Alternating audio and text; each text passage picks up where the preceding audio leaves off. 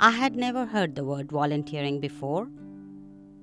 I was new to Toronto and needed something to do.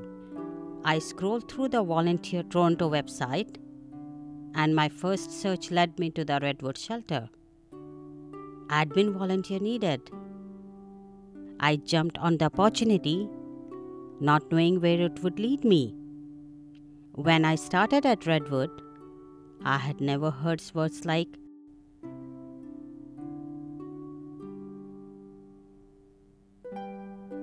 I had no idea what homelessness was.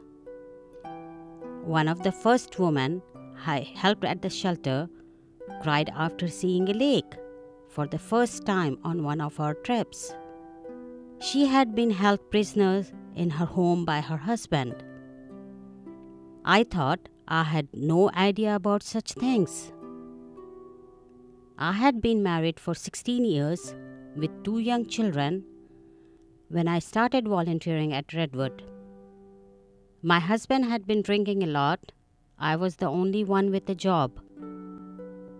Things had been bad for a while, but in my culture, I would be shamed for getting a divorce. I kept hoping things would get better. Then one night, we were in an argument. I had told him not to drink in the house. I tried to call my sister for help and he grabbed the phone and threw at me. I thought about those words. How could I protect my children? Where would I go?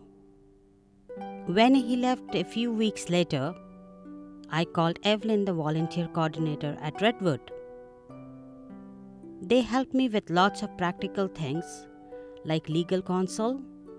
Then my 13-year-old daughter was diagnosed with cancer, and I couldn't afford the bus fare to the hospital. Evelyn gave me tokens. They helped me in other ways too. For months I couldn't hold my head up. But I don't feel so alone in the self-esteem classes.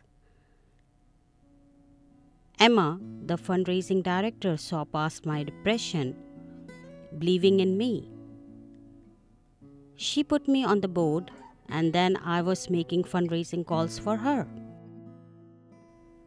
10 years later, I no longer need the services at Redwood, but I will be there for the rest of my life.